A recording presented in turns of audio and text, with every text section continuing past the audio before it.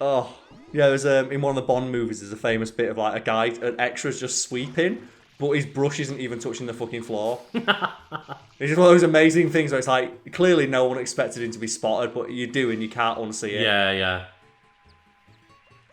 Oh my god, you hauled so much ass there. You were going so fast. It's like the one that I always noticed since I found out about it is in Lord of the Rings, the Fellowship. The Uruk-hai who The sits up when Uruk-hai he's that supposed to be sits up, dead. yeah. He's the famous one because he thought he was off camera and he's supposed to be dead and he sits And up. he's just on the left-hand side of the screen as he sits back up, like, oh yeah, job's done. The thing is though, that adds to the movie because then it makes it look like the Uruk-hai know how to fake their own deaths. Makes it so much better. Adds to the lore. There's like extra stuff like that I think you can use to make the movie better. Like the other one is like in Harry Potter. That I think Warwick Davis played 2 characters in that movie. Oh, right, okay. Like he plays like Professor Flitwick and he plays Grip Hook. Ah, yes. Something like that. Yeah. He plays the same one, and it's obviously 'cause they only had like one little person actor to do it. But the theory is, he's actually a secret undercover agent because he's just the same actor. Yeah. And that's like really bad, isn't it? They got the same actor to play 2 characters. I guess, like, because Professor Flitwick was only, what, the first film? He's in all of them though. He's like in the background of a lot of scenes. Oh, okay, yeah. He's like one of those characters. Like the worst one is when they recast Lavender Brown. Oh, yeah. Between movies, where she was played by a black girl. And then as in soon the as it's a initial few love movies. interest for Ron, It's a white yeah. girl. It's like, oh, that's not a good look. It's not a good look. It's not a good look at all, is it? And then they're like, oh, but we just wanted, a different actress. Like, why did you want a different actress? Like, Karl, are we ready?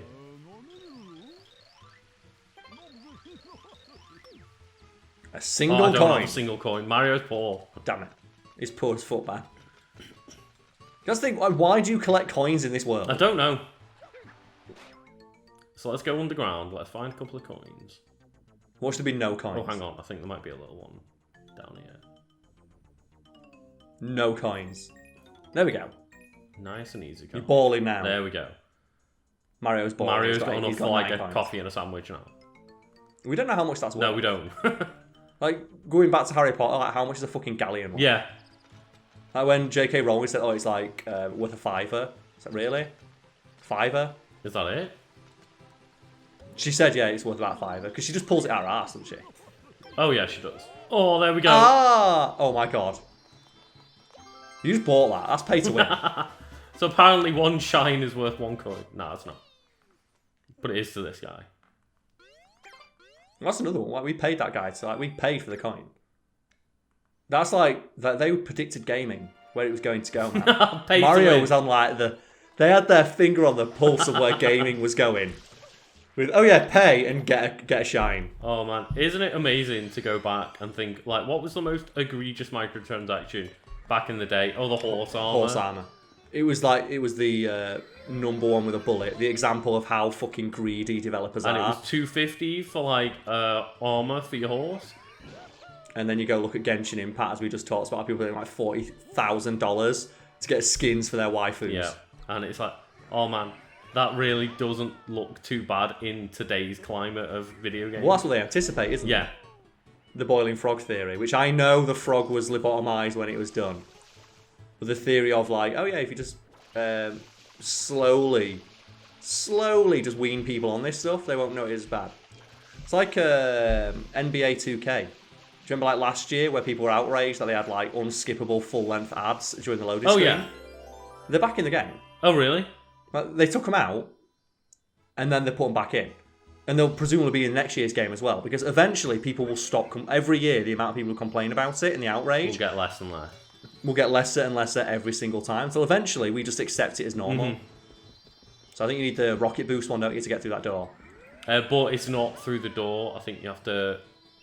Go underground. Go underground for it, and we'll find out.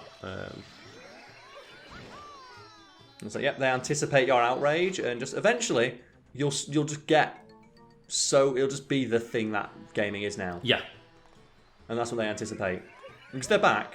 It's like a lot of the time as well. They'll go way too far so that the step back looks good.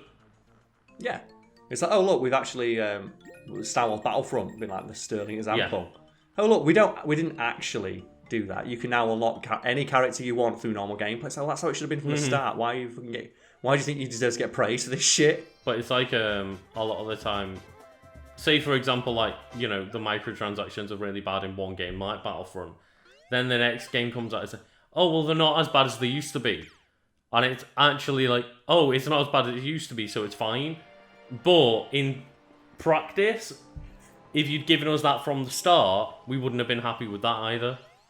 No, it's the Goldilocks theory. It's the theory in sales where generally they will have like a product that they never intend to sell. So the example that I've often heard used with watches. So you say someone comes in. Yeah. Well, laptops is probably a good example as well, where you go and a salesman will show you a laptop, and you say, "I want it for word processing, light editing, internet browsing." Mm-hmm. They'll show you a cheap, bog standard laptop, and you're looking, this does everything I want it to do. And then what they'll do is they'll show you a really expensive one, all the bells and whistles, all the glowing shit on it. And it's like it costs like 10 times as much. And you're looking and you go, well, that's really nice, but it's too expensive. Then they'll show you a middle option, which is better than the bog standard one, but not as good as the really expensive one.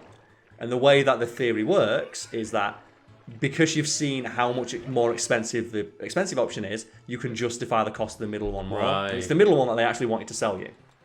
And think about that with like microtransactions where, well, I really just want a bog standard, just bare bones game that has content in it. I want to be done with it after I've finished playing it. I don't really want like a billion microtransactions in there, but this one with a few in there, that's not too bad. And that's what they rely on. I will say that's a fair tactic, and like one that I've probably had used on me before, but I'm sure it works.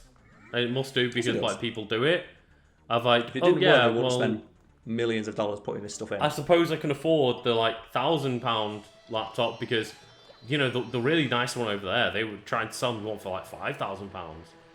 Yeah, that's how they do it. It's like this one's way more of a bargain. It's how that cost works. It's to lower your resistance to that sort of thing. Now, you went in wanting to spend this much and you end up spending more, but you still feel like you got a good deal because you could have spent... Yeah, you could have ended up spending twice that larger amount. Like, yeah. And so, realistically, you spent more than you wanted to because, there's like loads of weird marketing tricks like that. My favourite one is that you can see it in action. I forget the specific term for it, but you'll see, I think, sunk cost fallacy, maybe. Or it's a variation of it where you'll see like on game shows, like, who wants to be a millionaire? And they'll go, and the person will sit there, and they get to that question, it's the £32,000 one, and they'll say, "Oh, well, I don't want to leave with just £1,000." It's like, no, and £1,000 is you will leave with £1,000 more than you came with. That's still a good thing, and they'll see it as a bad thing because there's like this theoretical, much larger amount they could earn. It's like, oh god. Well, how many people actually walk away like if they're on the $1 million question? No, they always say, "Oh, well, I didn't really lose anything." It's like you did. You lost £250,000 because you had that right then. But because they don't see it as being, "Oh, I never had it to begin with." It's like you did. You had it in your hands. You literally had the ability to walk away and say, "I will take 250 grand. Thank you very much, sir. I'll see you another day." Yeah. And Karl, I don't know if you saw that, but I just bought because I didn't realise that that's where the hut was. And we've been hoarding blue coins, and for every 10 coins you could buy a shine. So I just went and got like 40 blue coins, gave them away for 4 shines. There we go. Giving it like buying more shines. Mario, just fucking they knew. That's the winner right there, isn't it? Give me my shines. Gimme. Like, what is like the worst fucking microtransaction? To you, at least, anyway. Like, what's the thing that they've tried to, like, a company has tried to sell where you're like, no, fuck you? I think probably the worst one I've experienced is FIFA Ultimate Team. Oh, yeah, where it's, even if you get a good player, you then have to, and I remember doing this and I was like, there is no fucking way that's real because I don't play FIFA. And my friend told me about how, because I thought, well, when you've got the team that you want, you don't have to go into that little microtransaction world anymore, do you? No, you do, because once you've got a player that you want, you still have to get them for a contract. Yeah. And the contract cards are like the base thing you will get in the like FIFA packs. I'm like, no fucking way that they find a way, even after you're completely happy with how much money you've spent, or the lack thereof, they still find a way to get you to go back into that store not only, every other day. Is it almost impossible to get to the point where you're happy with, like, you know, your team of 11 or 16 or whatever. They are all on limited run contracts, so you constantly have to get, like, the high tier contracts to be able to keep up with the fact that you can play those characters. And think about it, it's not just that you need one contract. For every you need 11. Like team that you're playing as, you need 11 of them. It's so bad. Well, that's what nearly killed Jedi Fallen. Not Jedi Fallen, but that other... Do you remember the single-player Star Wars game that got announced? Everyone was really excited, then it got fucking shit canned 1313, by EA. yeah. 13th Order, is it? Something like that? No, 1313. Okay, is that what it's called? Well, that game got shit canned, and there's a really telling interview from the person who was like making the game, and they were speaking to someone at EA, and they sat down, and the guy at EA went, well, FIFA Ultimate Team makes $1 billion a year. What's going to be your version of that? And the person said, it's a single-player game. We don't have a version of that. And the guy's like, well, thank you for talking to us. We'll have a think about it. And the game got shit canned like a month later. It's like, how do we monetize this game more than we're already going to by selling it? It's like, we don't. It's a single-player game. And the guy's like, thank you. That's all we need. And it's just, it's so filth. Okay, so maybe we use this to like launch ourselves over. Okay. I'm gonna hope. And the one for me, it's like it's not even that bad or egregious. It's just when you realise why they've done it. Oh my god, Yoshi now. But we go on, yeah. Right. It is in Call of Duty Modern Warfare. The game has a battle pass system. Yes. And you've played that game, haven't you? In my house before the dark times. Yeah, tangentially played it at yours. And I don't have the battle pass, and every time you do anything, it tells you by the battle pass. Yeah, it's crazy to me that... Every single time you go into any menu, you change your guns up, which you're going to do in Call of Duty. Oh, yeah, of course. Because every game you play, you're going to get like 3 camos and a scope for your gun. Every time you go into that screen, it tells you by the battle pass, by the battle pass, by the battle pass. So if I just sit here and go back and forth of just like, into the gun menu, out the gun menu, into the gun menu, out the gun menu, without doing anything, every time you come in and out, it will have a prompt of like, you should go look at the battle pass. And you have to select no every single time. Yeah, something that they did that is like, it's so fucking seedy. In an update, is the battle pass used to be right at the very end of the scroll menu. You go press like RB to scroll through your shit. And you get like, here's your guns, here's like your operator, like customize your character. Go customize like your clan tag or whatever the fuck it is. Then you go to the store, and then you go to your battle pass. They, in an update, move the battle pass to be between guns and operator. So every time you're swapping between your shit. Yeah, every time you want to change your loadout, which you're going to be doing in Call of Duty all the fucking time. Because that's half the game is built around giving you new shit like every game or so. You have to scroll past the battle pass that if you don't own, will tell you, buy the battle pass. And it's like, and some marketing guy somewhere must have got like creamed his pants to realise they could do that. Oh, absolutely. Well, we have to put people's eyeball on this thing every 2 or 3 times every half an hour of gameplay. Their eyes being directed towards the battle pass. And that they're going to immediately abandon when the new Call of Duty comes out. And they're going to do that because in the menu for Modern Warfare, in a huge big tab all on its own, is just Call of Duty Cold War. They could not give you a clearer indication we are going to abandon this game the instant this new one comes out, even while they're simultaneously telling you, buy the battle pass, give us more money. Give us more money for content in this game we're going to abandon in like a month. It's incredible. Yeah, that's ridiculous. The gall. It's not even the worst one, but it's just like of how just cynical it is. Of just fuck you, give us more money. So I think what you need to do here, and what we're going to try, is go on like little luxury boat cruise. Why not explore the island? We'll get to this one. Just Vice City it. And then the issue is Yoshi going to die? No. Because I contend like one of my favourite gaming memories is just in Vice City, go get a boat, put on that radio station that plays Toto, and then put it into cinematic mode. and then just leave it, and it's fucking sick. It's like it's the best screensaver ever. Just like hold the line as it's going on. It's like it's this fucking sick, awesome remake. We can shoot them down. Oh, there we go. Yeah, there you go. You get through. Well. Oh, okay, thank God. They grow back. I was like, Yoshi needs his food. Oh no. I need my boy to get stronger. Oh God, no. Yoshi's like really running out. Like, how is this so difficult? How is it this difficult to get? Oh, there we go. Stop it! Oh, you just magnet into Yoshi. Nah! God damn it! It's no wonder. At least though we know why this guy survived as long as he did. Infinite replenishing fruit. There we go. There we go. Oh. There we go. So then we get on this shit. Juice. And then it takes us around the world again. Good for that guy though. Like that is what wading height. He could have so easily made it to this boat. He's been trapped there for what, 10 years? And they're just like, oh man, there's just a boat that comes fast. It's like, yeah. Like it is trivially easy for that guy to escape from that. He can see land from where he is.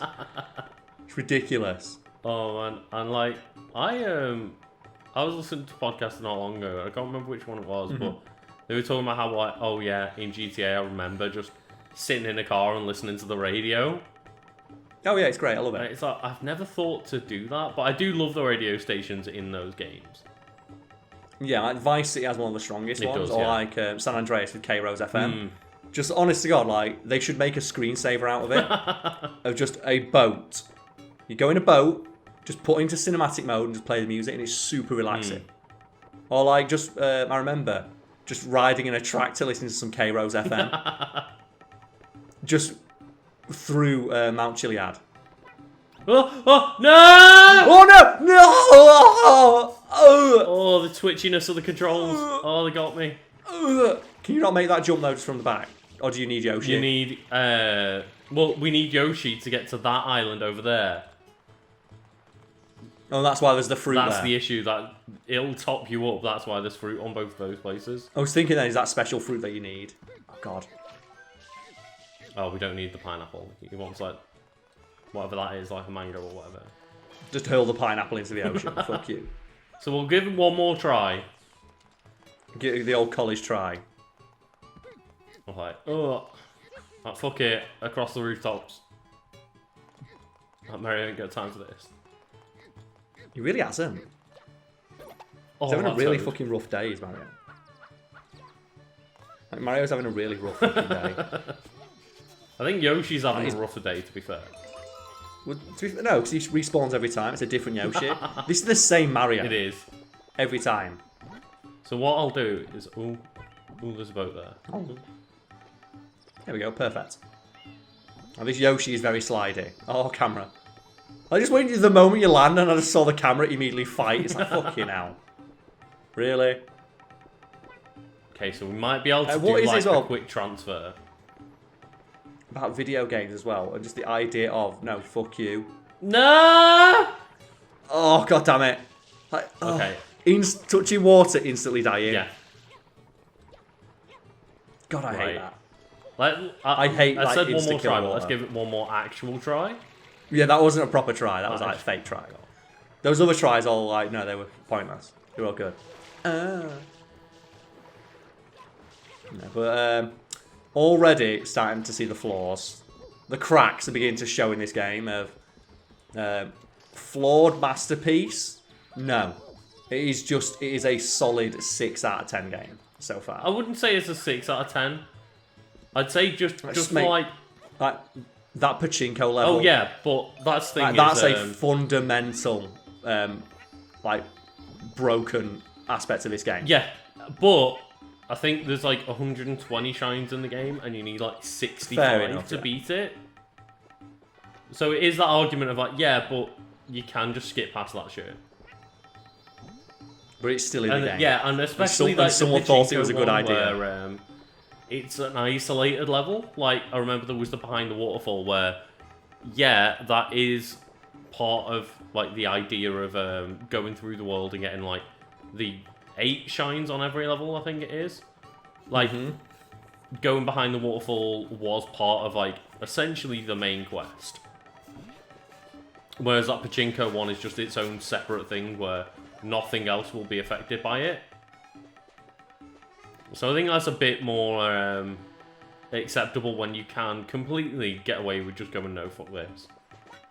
Yeah. Well, there's just so many moments while we've been playing where it's just been really... Yeah, but I do give props to like the world design and like the music and the graphics and the game feel. For the most part. It does look very fun, but I can see why this is like such a... controversial Mario game. Yeah. I won't say maligned, it's just... It's forgotten more than anything. I think it's become a bit more like remembered nowadays because it is like remember Mario Sunshine, and you get the people who hated the game continuing to like rag on it, but then you also get people now with the rose tinted nostalgia glasses. The prequel trilogy glasses of it. It was never that bad. It's like it fucking was. There are very big flaws with this game that are like very evident. You don't even need to go that deep. No, and I'd say like maybe a 6 out of 10 is a bit harsh, but I'd definitely maybe give right now from our experience maybe like a 7. I'd give it a 6 just based on because it does not exist in a vacuum. That's true. And when you're comparing it to, it's not fair to compare it to Mario 64, but then again, fuck it. It's the direct sequel to that game, and that game was flawless. It wasn't, Karl. But like in terms of what it accomplished, like at the time, that game was like it defined the genre. Yeah, but I'd say like the first half of Mario 64 is flawless, pretty much. But when you get into a lot of the later levels, it's like, oh, there's glaring level problems in that as well. There's some rough patches. But you give it a bit more of a write-off because it's like the first game to really do that. It invented that genre. Yeah. Or reinvented it at least, didn't it? So Mario invented the platformer, and then he reinvented it, and then he brought it back. Now Mario defined platforming in 2D and 3D, it's fair to say. It is, yeah. But there's no question about it. Yeah, there might have been 3D platformers like, I don't know, I presume like things like Jumping Flash came out first because that was like a PS1 launch game. But then Mario showed. But then you get Mario 64 in it. At the moment, I wish I would have been a bit older to realise what a moment that was. But I just played it and was like, how good this game is a fun game because I was 5 years old. Yeah, it was revolutionary. But yeah, like it would have been cool to realise and have played other 3D games at the time. But Oh, so you could have like the full feel like why it just feels better. Yeah, why this game is so great. Oh my god. Oh my god, are you fucking kidding me? That's it, Karl. No. 7 out of 10. 7 out of 10. Fucking that might right there. That's the 4 out of 10 right there. That is like the most obvious thing of like fucking. So Karl, just as like you casually walked off the edge. Okay, yeah, we did want to check this, didn't we? Check. Does Mario 64 kick you out of the level when you die?